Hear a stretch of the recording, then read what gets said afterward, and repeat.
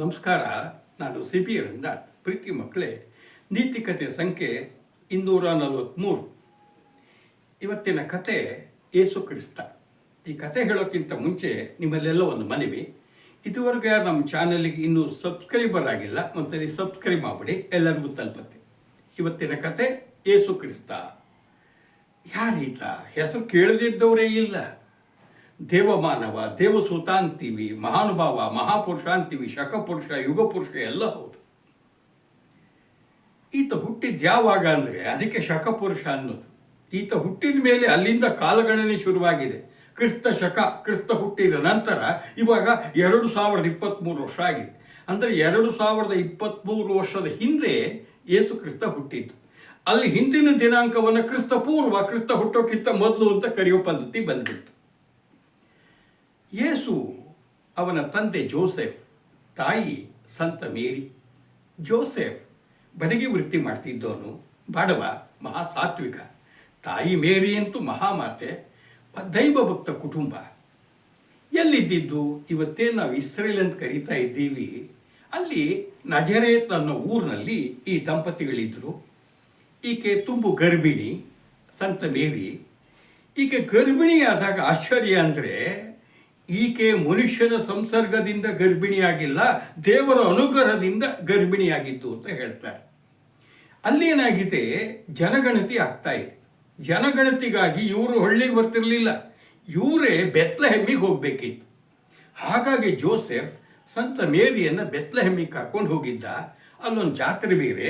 ಈ ಜನಗಣತಿಗಾಗಿ ತುಂಬ ಜನ ಬಂದುಬಿಟ್ಟಿದ್ದಾರೆ, ಉಳಿಯೋದಕ್ಕೆ ಜಾಗ ಇಲ್ಲ. ಇವಳು ತುಂಬು ಗರ್ಭಿಣಿ, ಹೆರಿಗೆ ನೋವು ಶುರುವಾಗ್ಬಿಟ್ಟಿದೆ. ಆಗ ಅಲ್ಲಿ ಇಲ್ಲಿ ಒದ್ದಾಡಿದಾಗ ಸಿಕ್ಕಿದ್ದು ಯಾವುದೋ ಒಂದು ಕುರಿದೊಡ್ಡಿಯಲ್ಲಿ ಜಾಗ ಸಿಕ್ತು. ಕುರಿದೊಡ್ಡಿಯಲ್ಲೇ ಈಕೆ ಮಹಾನುಭಾವ ಯೇಸುವಿಗೆ ಜನ್ಮ ನೀಡಿದ್ಲು. ಆಕಾಶದಲ್ಲಿ ಹೊಸ ನಕ್ಷತ್ರ ಕಾಣಿಸ್ಕೊಳ್ತಂತೆ. ಅಲ್ಲಿಯ ಯಹೂದಿ ಜನ, ಬಡವರು, ಅಜ್ಞಾನಿಗಳು, ಕಷ್ಟದಲ್ಲಿ ಒದ್ದಾಡ್ತಿದ್ದವರು ಆತ ದೇವಪುರುಷ ಬರ್ತಾನೆ, ದೇವಸುತ ಹುಡ್ತಾ ಅಂತೇಳಿ ಸಂತೋಷ ಸಂಭ್ರಮ ಆಚರಿಸಿದ್ರು. ಬಹಳ ಜನ ಬಂದು ಈ ಮಗು ನೋಡಿ ಸಂತೋಷಪಟ್ಟು ಕೈಕೆ ಮುಗಿದು ಹೋದ್ರಂತೆ.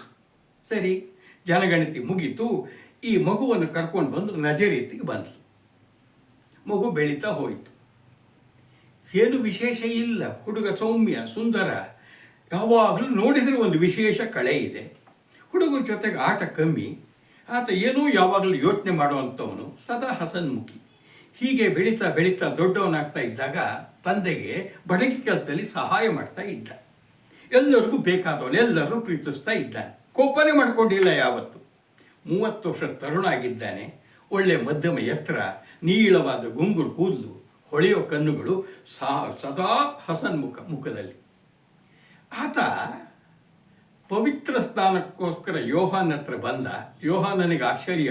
ಅಯ್ಯೋ, ನೀನು ನನ್ನ ಹತ್ರ ಬರಬೇಕಾ? ನಾನೇ ನಿನ್ನ ಹತ್ರ ಬರಬೇಕು? ಇಲ್ಲ, ನಿನ್ನ ಕರ್ತವ್ಯ ನೀನು ಮಾಡು ಅಂದಾಗ ಅಲ್ಲಿ ಸ್ನಾನ ದೀಕ್ಷೆಯನ್ನು ಆತ ಜ್ಞಾನ ದೀಕ್ಷೆಯನ್ನು ಪಡ್ಕೊಂಡ.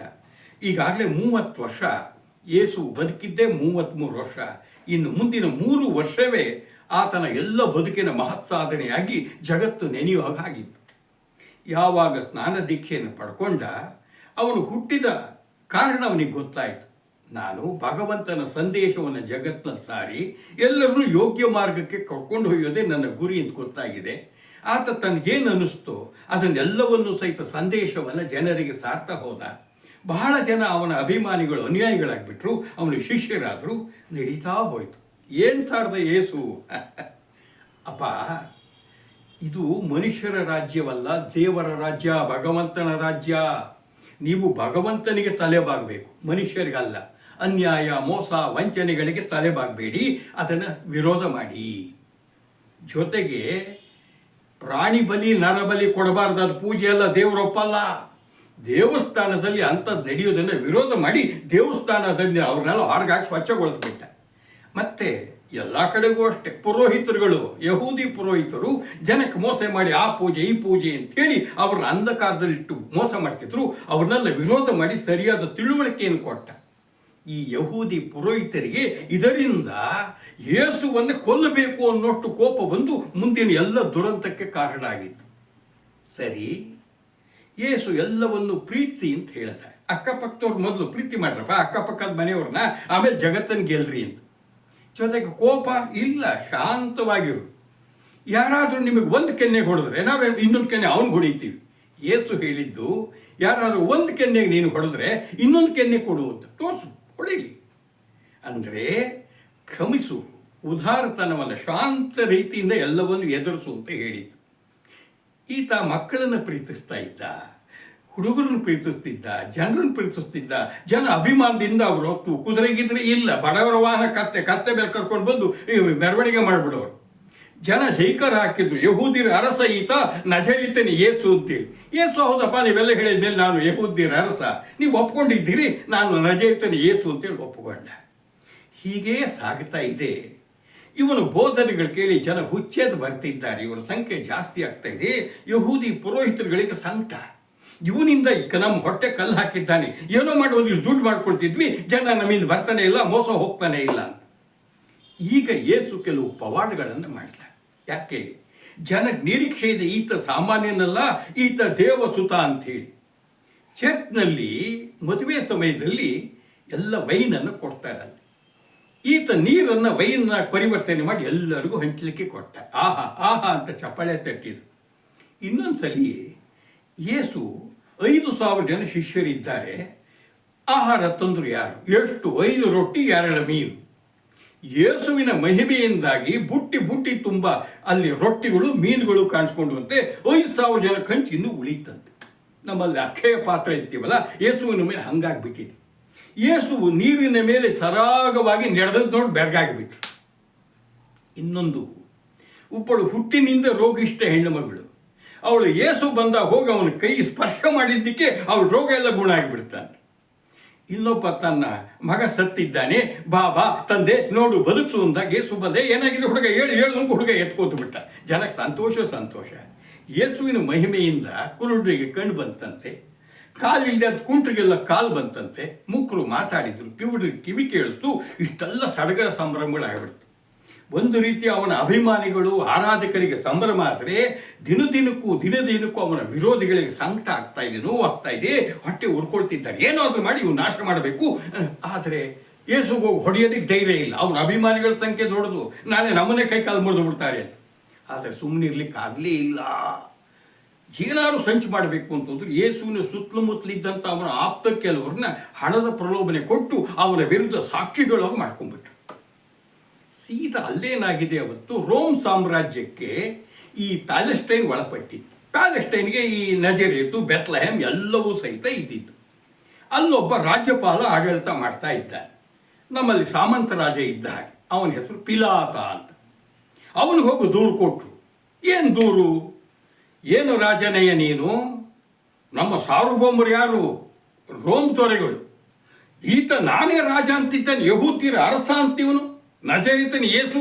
ನೀವು ದೇವರ ಪ್ರಜೆಗಳು, ದೇವರಿಗೆ ತಲೆಬಾಗಿ, ರಾಜನಿಗೆ ತಲೆ ಬಾಗಬೇಡಿ, ಮನುಷ್ಯರು ತಲೆ ಬಾಗಬೇಡಿ ಅಂತ ಹೇಳ್ತಾನೆ. ರಾಜದ್ರೋಹ, ತೆರಿಗೆ ಕೊಡಬೇಡಿ ಅಂತ ಹೇಳ್ತಿದ್ದೆ. ಇನ್ನೂ ಸುಳ್ಳು ಪಳ್ಳೆಲ್ಲ ಸೇರಿಸಿ ಹೇಳಿದ್ರು. ನೋಡು, ರಾಜದ್ರೋಹಿ ಶಿಕ್ಷೆ ಮಾಡು, ಇಲ್ಲಿದ್ರೆ ಬಂಡಾಯ, ಇಲ್ಲಿ ಅರಾಜಕತೆ ಉಂಟಾಗತ್ತೆ ಅಂತ ದೂರು ಸಲ್ಲಿಸ್ಬಿಟ್ರು. ಸಾಕ್ಷಿ ಬೇರೆ ಹೇಳ್ತಾ ಇದ್ದಾರೆ. ಇವನಿಗೋ ಅಷ್ಟೊಂದು ನೀಚನಲ್ಲ ಪಿಲಾತ. ಯೇಸುವನ್ನು ಕರ್ಕೊಂಡು ಬಂದು ನಿಲ್ಲಿಸಿದ್ದಾರೆ. ದಂಡನೆ ಕೊಡೋಕ್ಕೆ ಮನಸ್ಸೇ ಬರಲಿಲ್ಲ. ಇರಲಿ ಬಿಡಿ ಪಾಪ, ಕ್ಷಮಿಸ್ಬಿಡಿ ಅಂತ. ಇಲ್ಲ ಅಂದರು. ಒಂದು ಕೆಲಸ ಮಾಡಿ, ತಪ್ಪಿತಸ್ಥ ತಾನೆ, ನೀವೇ ಸೇರ್ಕೊಂಡು ಅವನಿಗೆ ತೀರ್ಮಾನ ಕೊಡಿ, ನೀವು ಯಹೂದಿ ಅಂತ ಕಳಿಸಿಬಿಟ್ಟ. ಅವರೆಲ್ಲ ಸಭೆ ಸೇರಿ ಇವನಿಗೆ ಶಿಕ್ಷೆ ಕೊಡಬೇಕು ತೀರ್ಮಾನ ಮಾಡಿದ್ರು, ಮರಣದಂಡನೆ ಕೊಡಬೇಕು. ಆದರೆ ಯಹೂದಿಗಳಲ್ಲಿ ಇವರಿಗೆ ಮರಣದಂಡನೆ ವಿಧಿಸೋದು ಧರ್ಮ ವಿರೋಧ. ಮತ್ತೆ ಕೇಳ್ಕೊಂಬಂದ್ರು, ನಮ್ಮ ಕೈಲಾಗಲ್ಲ, ನೀನೇ ಶಿಕ್ಷೆ ಕೊಡು ಅಂತ.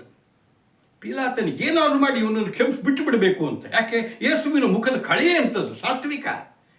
ಆಗ ಒಂದು ತೀರ್ಮಾನಕ್ಕೆ ಬಂದು, ಆಯಿತು ಇವತ್ತು ಹಬ್ಬ, ನನಗೆ ಒಬ್ಬ ಕೈದಿಗೆ, ಅಪರಾಧಿಗೆ ಕ್ಷಮಾದಾನ ಮಾಡುವ ಅಧಿಕಾರ ಇದೆ. ಹೇಳಿ, ಯಾರಿಗೆ ಮಾಡೋಣ? ಯೇಸುವಿಗೆ ಕ್ಷಮಿಸೋಣ, ಶಿಕ್ಷೆ ವಿಧಿಸ್ದಂಗೆ ಆಯಿತು, ಅವ್ನು ಬಿಟ್ಟಂಗೂ ಆಯಿತು. ಯಾರಿಗೆ ಬಿಡಬೇಕು? ಮರೊಬ್ಬ ಅಂಥೇಳಿ ಒಬ್ಬ ಕಟುಕ, ಕೊಲೆಗಾರ, ಅವನಿಗೆ ಬಿಡುಗಡೆ ಮಾಡು ಅಂತ ಹೇಳಿಬಿಟ್ರು. ಅವನು ಬಿಡುಗಡೆ ಮಾಡ್ತಾರೆ. ಯೇಸುವಿಗೆ ಶಿಕ್ಷೆ ಮಾಡಲೇಬೇಕು. ಏನು ಮಾಡಬೇಕು? ನೀನು ಆತನನ್ನು ಶಿಲೆಬೆಗೇರಿಸು, ಆಜ್ಞೆ ಮಾಡುವಂತ ಗಲಾಟೆ ಮಾಡ್ತಿದ್ದಾರೆ. ಊದು ಕುಣಿತಿದ್ದಾರೆ. ಇವನಿಗೆ ಒಳ್ಳೊಳಗೆ ಹೆದರಿಕೆ ಆಯ್ತು. ಕಾರಣ ಇಷ್ಟೇ, ಯಹೂದಿಗಳು ಏನಿದ್ರು ಕೆಲವರು ಪುರೋಹಿತಶಾಹಿ, ತುಂಬ ಅವರು ಶಕ್ತಿಶಾಲಿಗಳು. ಈ ರೋಮ್ ಚಕ್ರವರ್ತಿ ತನಕ ದೂರ ಹೇಳಿದರು. ಹಿಂದೆ ಈ ಯಹೂದಿಗಳಿಗೂ ಈ ಪಿಲಾತನಿಗೂ ಘರ್ಷಣೆ ಆಗಿತ್ತು. ದೂರ ಹೇಳಿದಾಗ ರೋಮ್ ಚಕ್ರವರ್ತಿ ಇವನನ್ನು ಕರೆಸ್ಕೊಂಡು ಹುಷಾರು, ಅವ್ರನ್ನ ಎದ್ದು ಹಾಕ್ಕೊಳ್ಬೇಡ, ನಿನ್ನ ವಿರುದ್ಧ ಇನ್ನೊಮ್ಮೆ ಏನಾದ್ರು ದೂರ ಬಂದರೆ ನಿನ್ನ ರಾಜ್ಯಪಾಲ ಪದವಿ ಕಳ್ಕೊಳ್ತೀಯ ಅಂತ ಹೇಳಿಬಿಟ್ಟಿದ್ದ. ಯಾಕೆ ಬೇಕಪ್ಪ ನನ್ನ ಪದವಿ ಹಾಳಾಗಿ ಹೋಗಲಿ, ನನ್ನ ಕೈಯಲ್ಲಿ ಆದಷ್ಟು ಉಳಿಸಕ್ಕೆ ನೋಡಿದೆ, ಆಗ್ತದೆ ಇನ್ನೇನು ಮಾಡಲಿ ಅಂತ ಹೇಳಿ ಆಯಿತು ಶಿಕ್ಷೆ ವಿಧಿಸ್ಬೇಕು ತಾನೇ, ವಿಧಿಸ್ತೀನಿ. ಆದರೆ ಅವನು ಕೆಟ್ಟವನು ತನಗನ್ನಿಸ್ತಿಲ್ಲ. ಅವನನ್ನು ಕೊಂದಂತಹ ಕೊಲೆ ಪಾತಕದ ಪಾಪ ನಿಮಗೆ ಅಂಟ್ಕೊಳ್ಳಿ ಅಂತೇಳಿ ಆಯಿತು ಆಯಿತು ಅಂದರು. ಇವನು ಕೈ ತೊಳ್ಕೊಂಡು ಅವನಿಗೆ ಶಿಲುಬೆಗೆ ಎರ್ಸೋಕೆ ಆಜ್ಞೆ ಮಾಡೇ ಬಿಟ್ಟು ಕೈ ತೊಳ್ಕೊಂಡೆ. ನನ್ನ ಪಾಪ ತೊಳ್ಕೊಂಡೆ. ಪಾಪ ಯಾರು ಗಂಟುಕೊಳ್ತು? ಅಲ್ಲಿದ್ದಂಥ ಯಹೂದಿ ಪುರೋಹಿತಶಾಹಿಗಳಿಗೆ ಗಂಟುಕೊಟ್ಬಿಡ್ತು. ಸರಿ, ಆಜ್ಞೆ ಮಾಡ್ತಿದ್ದಂಗೆ ರೋಮ್ ಸೈನಿಕರು ಏನು ಮಾಡಿದ್ರು, ಇವನನ್ನು ಚಡಿ ಇಟ್ಟು ಹೊಡೆದು ಎಳ್ಕೊಂಡು ಹೋದ್ರು, ಬಟ್ಟೆ ಬಿಚ್ಚಿ ಹಾಕಿದ್ರು, 65 ಚಡಿ ಇಟ್ಟು ಕೊಟ್ಟು ಮೈಯೆಲ್ಲ ಬಾಸುಂಡೆ ಆಗಿಬಿಡ್ತು. ಅಯ್ಯೋ ಅಯ್ಯೋ ಅಂತ ಅವನ ಅಭಿಮಾನಿಗಳು ಹೇಳ್ತಿದ್ದಾರೆ. ಇವು ಛೀ ಥೂ ಅಂತೇಳಿ ಅವನು ಇವರು ಉಗಿದು ಸಂತೋಷ ಪಡ್ತಿದ್ದಾರೆ. ಈಗ ಕೆಂಪು ಅಂಗಿ ಹಾಕಿದ್ದಾರೆ, ತಲೆಗೆ ಮುಳ್ಳಿನ ಕಿರೀಟವನ್ನು ಹಾಕಿದ್ರು, ಕೊರಳಿಗೆ ಒಂದು ಫಲಕವನ್ನು ಹಾಕಿದ್ದಾರೆ. ಏನು ಬರೆದಿದ್ದಾರೆ? ಯಹೂದ್ಯರ ಅರಸ ನಜರೇತಿನ ಯೇಸು. ಏನೋ ರಾಜನ್ ನೋಡ್ರು ಕಿರೀಟ ನೋಡ್ರು ಅಂತ ಗೇಲಿ ಮಾಡಿದ್ರು. ಜೊತೆಗೆ ಯೇಸುವಿಗೆ ಶಿಲುಬೆಗೆ ಹಾಕಬೇಕಲ್ಲ, ಅವನಿಗೆ ಹಾಕೋ ಶಿಲ್ಬೆಯನ್ನು ಅವನ ಹತ್ರನೇ ಹೋರಿಸ್ಕೊಂಡು ಚಡಿ ಇಟ್ಟಲ್ಲಿ ಹೊಡೆಸ್ಕೊಂಡು 5 ಮೈಲಿ ದೂರದಲ್ಲಿರುವಂಥ ಗೋಲ್ಗೋತಾ ಬೆಟ್ಟಕ್ಕೆ ಅವನನ್ನು ನಡೆಸ್ಕೊಂಡು ಹೋದರು. ಜನ ಎಲ್ಲ ಹಿಂಬಾಲಿಸಿದ್ದಾರೆ. ಯೇಸುವಿನ ಸ್ಥಿತಿ ನೋಡಿ ಕಣ್ಣೀರು, ಅಯ್ಯೋ ದೇವರೇ, ನಮ್ಮ ನಾಯಕನಿಗೆ, ನಮ್ಮ ದೇವರಿಗೆ ಹಿಂಗಾಯ್ತಲ್ಲ ಅಂತ ಕಣ್ಣೀರು ಹಾಕ್ತಿದ್ದಾರೆ. ಆದರೆ ಹೊಡ್ಸ್ಕೊಂಡು ಹೋದರು. ಬೆಟ್ಟದ ಮೇಲೆ ಹೋದರು. 3 ಶಿಲ್ಬೆಯನ್ನು ಮರದ ನೆಟ್ಟರು. ಯೇಸು ಮಧ್ಯದಲ್ಲಿ, ಅಕ್ಕಪಕ್ಕದಲ್ಲಿ ಕಳ್ಳರಿಬ್ಬರು. 3 ಜನಕ್ಕೂ ಶಿಲ್ಬೆಗೆ ಏರಿಸಿದ್ದಾರೆ. ಶಿಲ್ಬೆ ನೋಡಿದ್ದೀರ, ಕ್ರಾಸ್ ಅಂತ ಹೇಳ್ತೀವಿ. ಆ ಶಿಲ್ಬೆ ಪ್ಲಸ್ ಆಕಾರದಲ್ಲಿದ್ದರೆ 2 ಕೈಗಳು, ಕಾಲುಗಳು ಜೋಡಿಸಿದ್ದಾರೆ. ಹಣೆಗೆ, ಕೈಗಳಿಗೆ, ಕಾಲುಗಳಿಗೆ ಮೊಳೆಯನ್ನು ಹಾಕಿ ಬಡಲು ದಳ ದಳ ರಕ್ತ ಇಳಿತಾ ಇದೆ. ಯೇಸು ನೋಡ್ದ, ದೇವರಲ್ಲಿ ಕೋರ್ಕೊಂಡ, ಓ ದೇವರೇ, ಇವರು ಏನು ಮಾಡ್ತಿದ್ದಾರೆ ಅಂತ ಅವ್ರಿಗೆ ಗೊತ್ತಿಲ್ಲ, ದಯಮಾಡಿ ಇವರು ತಪ್ಪನ್ನು ಕ್ಷಮಿಸ್ಬಿಡು, ತಿಳಿದೇ ಮಾಡಿದ್ದಾರೆ ಅಂತೇಳಿ ಆತ ಪ್ರಾರ್ಥನೆ ಮಾಡಿಕೊಂಡ. ಆದರೆ ಕಟುಕರಿಗೆ, ನೀಚರಿಗೆ, ಅಯೋಗ್ಯರಿಗೆ, ಹೃದಯಹೀನರಿಗೆ ಏನು ಅನ್ನಿಸ್ಲೇ ಏನೋ, ನಮಗೇನೋ ದೇವರು ನಮ್ಮನಿಗೆ ಮನ್ಸದ ಬೇಡ, ಮೊದಲು ನಿನ್ನನ್ನು ಮನಸ್ಲಿ, ನಿಮ್ಮ ದೇವರು, ನೀನು ದೇವಸುತ್ತ ಆದರೆ ನಿಮ್ಮ ದೇವರು ಕರೆಯೋ ಬರಲಿ, ನೀನು ಬಿಡಿಸ್ಲಿ ಅಂತೇಳಿ ವ್ಯಂಗ್ಯ ಕೂಕ ಮಾಡಿ ಛೀ ಥೂ ಅಂತ ಗಲಾಟೆ ಮಾಡ್ತಿದ್ದ. ಅವನ ಅಭಿಮಾನಿಗಳು ದೂರದಲ್ಲಿ ಕಣ್ಣೀರು ಹಾಕ್ತಿದ್ದ, ಅಯ್ಯೋ ನಮ್ಮ ಸ್ವಾಮಿ ಹಿಂಗಾಯ್ತಾ ಅಂತ. ಆದರೆ ಆಗ ಯೇಸುವಿಗೆ ಒಂದು ಕ್ಷಣ ದೇವರಲ್ಲಿ ಮೊರೆ ಇಟ್ಟ, ದೇವರೇ ಯಾಕೆ ನನ್ನ ಕೈ ಬಿಟ್ಟೆ ಅಂತ. ಏಲಿಯನ್ ಕರಿತಿದ್ದಾನ, ಬರಲಿ ಏಲಿಯನ್ ನೋಡೋಣ ಏನಾಗತ್ತೆ ಅಂತ ಕೂತರು. ನೋವಿನಿಂದ ಯೇಸುವಿನ ಪ್ರಾಣ ಹೋಗೋ ಸ್ಥಿತಿ ಬಂತು. ಆತ ಭಗವಂತನ ಪ್ರಾರ್ಥನೆ ಮಾಡಿಕೊಂಡ, ದೇವರೇ, ನಿನ್ನಲ್ಲಿ ನಾನು ಲೀನವಾಗ್ತಿದ್ದೀನಿ, ನನ್ನ ಆತ್ಮ ನಿನ್ನಲ್ಲಿ ಲೀನವಾಗ್ತೀನಿ ಅಂತ ಹೇಳ್ದ. ಅವನ ದೇಹದಿಂದ ಒಂದು ಜ್ಯೋತಿ ಗಗನಕ್ಕೆ ಹಾರಿ ಮಾಯ ಆಗಿಬಿಡ್ತು. ಯೇಸುವಿನ ಕುತ್ತಿಗೆ ವಾಲ್ಬಿಡ್ತು. ಅಷ್ಟೊತ್ತಿಗೆ ಭೀಕರವಾದ ಕತ್ತಲು, ಮೋಡ, ಗುಡುಗು, ಸಿಡ್ಲು, ಅಲ್ಲಿದ್ದವರು ಸತ್ತೋ ಕೆಟ್ಟು ಅಂತ ಹೆದರ್ಕೊಂಡು ಓಡೋಕೆ ಶುರು ಮಾಡಿಬಿಟ್ರು. ಇದೆಲ್ಲ ಆಗಿ ಸಾಯಂಕಾಲ ಆಗಿದೆ. ಪ್ರಶಾಂತ ವಾತಾವರಣ, ಚಂದ್ರೋದಯ ಆಯಿತು. ಯೇಸು ಇಲ್ಲ, ಅಮರನಾಗಿ ಬಿಟ್ಟಿದ್ದ. ಆಗ ಅವನ ಅಭಿಮಾನಿಗಳು ಬಂದವರು ಗುಟ್ಟಾಗಿ ಅವನ ಶವವನ್ನು, ದೇಹವನ್ನು ಇಳಿಸ್ಕೊಂಡ್ರು. ತಗೊಂಡು ಒಂದು ಗವಿಯಲ್ಲಿ ಆತನ ಸಮಾಧಿ ಮಾಡಿಬಿಟ್ರು. ಆದರೆ 3 ದಿನ ಆದಮೇಲೆ ಯೇಸು ಸಮಾಧಿಯಿಂದ ಹೊರಗೆ ಬಂದು 40 ದಿನಗಳ ಕಾಲ ತನ್ನ ಭಕ್ತರಿಗೆ, ಅನುಯಾಯಿಗಳಿಗೆ ಉಪದೇಶ ಮಾಡಿದ್ನಂತೆ. ಅದನ್ನೇ ಬೈಬಲ್ನಲ್ಲಿ ಹೊಸ ಒಡಂಬಡಿಕೆ ಅಂತ ಕರೀತಾರೆ. ಇವತ್ತು ಯೇಸು ಇಲ್ಲ, ಯೇಸುವಿನ ಬದುಕಿದೆ, ಯೇಸು ಬೋಧಿಸಿದ ತತ್ವಗಳಿದೆ. ಇನ್ನೊಂದು ವಿಷಯ ನೆನೆಸ್ಕೊಳ್ಳೇಬೇಕು. ಯೇಸು ಹತ್ರ ಒಬ್ಬ ವೇಶ್ಯೆಯನ್ನು ಕರ್ಕೊಂಡು ಬಂದರು. ಅದೇ ನಮ್ಮ ಈ ಯಹೂದಿಗಳು ಮತ್ತು ರೋಮ್ ಸೈನಿಕರು ಸೇರಿ, ಇವಳು ಪಾಪ ಮಾಡಿದ್ದಾಳೆ, ಸಾಕ್ಷಿ ಇದೆ, ಇವಳಿಗೆ ಶಿಕ್ಷೆ ವಿಧಿಸು ಅಂತ. ಅವನು ನೋಡ್ದ, ಹೌದು ಕರ್ಕೊಂಬಂದಿದ್ದೀರಿ, ವೇಶ್ಯಾವೃತ್ತಿ ಮಾಡ್ತಿದ್ದಾಳೆ, ಸಾಕ್ಷಿ ಹೇಳಿದ್ದಾರೆ, ತಪ್ಪು, ಅಮ್ಮ ಪಾಪ ಮಾಡಿದ್ದೆ, ಹೌದು ಸ್ವಾಮಿ ಹೊಟ್ಟೆಪಾಡಿಗೆ ಮಾಡಿದೆ ಅಂತ ಒಪ್ಕೊಂಡ್ರು. ಸರಿ, ತಪ್ಪು ಮಾಡಿದವ್ರು ಕರ್ಕೊಂಬಂದಿದ್ರೆ ಶಿಕ್ಷೆ ವಿಧಿಸ್ಬೇಕಾಯ್ತು. ನಿಮ್ಮ ಧರ್ಮಶಾಸ್ತ್ರ ಏನು ಹೇಳುತ್ತೆ ಯಾವ ಶಿಕ್ಷೆ ವಿಧಿಸಬೇಕು ಅಂದಾಗ, ಏನದು, ಯಾರು ಪಾಪ ಮಾಡಿದ್ದವಳು ಹೆಣ್ಣು ಮಗಳಿಗೆ ಕೊಲ್ ತಗೊಂಡು ಹೊಡೆದು ಕೊಲ್ಲಬೇಕು ಅನ್ನೋ ಶಿಕ್ಷೆ ಧರ್ಮಶಾಸ್ತ್ರದಲ್ಲಿದೆ ಅಂತ. ಯೇಸು ಹೇಳ್ದಾಯ್ತು, ಹಾಗೆ ಮಾಡಿ. ಬಂದು ನೆನಪಿಟ್ಕೊಳ್ಳಿ, ಧರ್ಮಶಾಸ್ತ್ರದ ತಲೆಗೆ ಇನ್ನೊಂದಿದೆ. ಯಾರು ಪಾಪ ಮಾಡಿದ್ರು ಅವ್ರಿಗೆ ಕಲ್ಲು ಹೊಡೆದು ಕೊಲ್ಲೋರು ಜೀವನದಲ್ಲಿ ಒಮ್ಮೆನೂ ಪಾಪ ಮಾಡಿರಬಾರ್ದು ಅಂತ. ನಿಮ್ಮಲ್ಲಿ ಯಾರು ಒಂದೂ ತಪ್ಪು ಮಾಡಿಲ್ಲ, ಪಾಪ ಮಾಡಿಲ್ಲ, ಅವ್ರು ಕಲ್ಲನ್ನು ಹೊಡೀರಿ ಎಂದು ಎತ್ತಗೊಂಡು ನೋಡ್ತಾ ಕೂತ್ಬಿಟ್ಟೆ ಯೋಚನೆ ಮಾಡ್ತಾರೆ. ಇವರು ನೋಡಿದ್ರು, ಮುಖ ನೋಡಿಕೊಂಡ್ರು, ಯಾವನಿಗೂ ಕಲ್ ತಗೊಂಡವ್ರು ಕೈ ಏಳಲೇ ಇಲ್ಲ, ಎಲ್ಲ ಹಾಗೆ ಬಿಟ್ಟು ಹೋಗೇ ಬಿಟ್ರು. ಸ್ವಲ್ಪ ಹೊತ್ತಾದ್ಮೇಲೆ ಯೇಸು ನೋಡ್ದ, ಏನು ಮಾ ಇನ್ನೂ ನಿಂತಿದ್ಯಾ, ಅವ್ರು ನಿಂಗೆ ಶಿಕ್ಷೆ ಕೊಡಲಿಲ್ವ? ಇಲ್ಲ ಸ್ವಾಮಿ, ಎಲ್ಲ ಹೋಗಿಬಿಟ್ರು, ನೀವಾರು ಶಿಕ್ಷೆ ಕೊಡಿ. ಇಲ್ಲಮ್ಮ, ಅವರು ಕೊಟ್ಟಿಲ್ಲ, ನಾನು ಕೊಡಲ್ಲ. ಮಗಳೇ, ಇನ್ನೊಮ್ಮೆ ಪಾಪ ಮಾಡಬೇಡ, ನಿಂಗೆ ಒಳ್ಳೇದಾಗಲಿ ಅಂತ ಕ್ಷಮಿಸಿ ಕಳಿಸಿದ್ನಂತೆ. ಇಂತಹ ತ್ಯಾಗ, ಕ್ಷಮಾಗುಣ ಯೇಸುದು. ಇಂಥ ಯೇಸು ಇವತ್ತು ಜಗದ್ವಿಖ್ಯಾತನಾಗಿದ್ದಾನೆ. ಕ್ಷಮೆಗೆ, ಶಾಂತಿ ದೂತನಾಗಿದ್ದಾನೆ, ದೇವದೂತ. ಯೇಸುವಿನ ಮರಣ ನಂತರ ಯೇಸು ಏನು ಬೋಧಿಸ್ದ, ಅವೆಲ್ಲ ಬೋಧನೆ ಇಟ್ಕೊಂಡೇನೆ ಈ ಕ್ರೈಸ್ತ ಧರ್ಮ ಅನ್ನೋದು ಹುಟ್ಕೊಂಡಿರೋದು. ಇವತ್ತು ಜಗತ್ತಿನ ಅತಿ ದೊಡ್ಡ ಧರ್ಮವಾಗಿದೆ. ಯೇಸುವಿನ ಹೆಸರಿನಲ್ಲಿ ದಾನ, ಧರ್ಮ, ಬೇಕಾದಷ್ಟು ಒಳ್ಳೆ ಕೆಲಸ ಆಗ್ತಾ ಇದೆ. ಒಂದು ಕಪ್ಪು ಚುಕ್ಕೆ ಅಂಟ್ಕೊಂಡು ಬಿಡ್ತು. ಯಾರೋ ಕೆಲವರು, ಯೇಸುನೇ ಯಹೂದಿನೇ, ಅಲ್ಲಿಂದ ಇವನು ಕ್ರೈಸ್ತ ಧರ್ಮ ಶುರು ಮಾಡಿದ್ದು.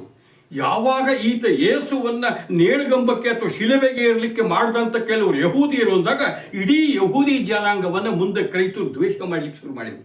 ದ್ವೇಷ ಮಾಡಿದರೆ ಪರವಾಗಿಲ್ಲ, ಸಮಯ ಸಿಕ್ಕಾಗ ಲಕ್ಷ ಸಂಖ್ಯೆ ಜನ ಯಹೂದಿಗಳನ್ನು ಕೊಂದರು.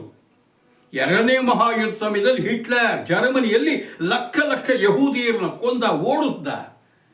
ಕೊನೆಗೆ ಮಿತ್ರ ರಾಷ್ಟ್ರಗಳು ಅಯ್ಯೋ ಪಾಪ ಅಂತೇಳಿ ಅವರ ಮೂಲದಲ್ಲಿ ಯಾವುದಿದೆ, ಜೆರೂಸಲೇಮ್, ಇಲ್ಲಿಂದೆಲ್ಲ ಛಿದ್ರವಾಗಿಬಿಟ್ಟಿದ್ರು. ಅವರಿಗೆ ಇಂತೂ ಒಂದು ನೆಲೆ ಮಾಡಿಕೊಟ್ಟು ಇಸ್ರೇಲ್ ದೇಶ ಸ್ಥಾಪನೆ ಆಯಿತು. ಈ ಇಸ್ರೇಲಿಗಳು ಅಥವಾ ಯಹೂದಿಗಳು ವ್ಯಾಪಾರಸ್ಥರು, ಬಹಳ ವ್ಯಾಪಾರಿ ಚತುರರು. ಆದರೆ ಇಡೀ ಯಾರೋ ಮಾಡಿದ ತಪ್ಪಿಗೆ ಜನಾಂಗವನ್ನು ದೂಷಣೆ ಮಾಡಿ ಈ ಥರ ಹಿಂಸೆ ಕೊಡೋದು ಯೇಸು ಸ್ವಾಮಿಗೆ ಇದು ಕಳಂಕ ಅಲ್ವೇ? ಆದರೆ ಇವತ್ತು ಎಲ್ಲಿ ಎಷ್ಟು ಜನ ಕ್ರೈಸ್ತರು ಸೇವಾ ಮಾಡ್ತಿದ್ದಾರೆ. ಆಸ್ಪತ್ರೆಗಳ ನರ್ಸ್ ನೋಡಿ, ಕ್ರೈಸ್ತರೇ ಸೇವೆ ಮಾಡ್ತಿದ್ದಾರೆ. ಇಂಥ ಸೇವಾ ಮನೋಭಾವ, ಕ್ಷಮಾಗುಣ, ಇಡೀ ಜಗತ್ತಿಗೆ ಯೇಸು ಆದರ್ಶಮಯನಾಗಿದ್ದಾನೆ. ಅದು ನಾವೆಲ್ಲ ಅನುಸರಿಸೋಣ. ನಮಸ್ಕಾರ.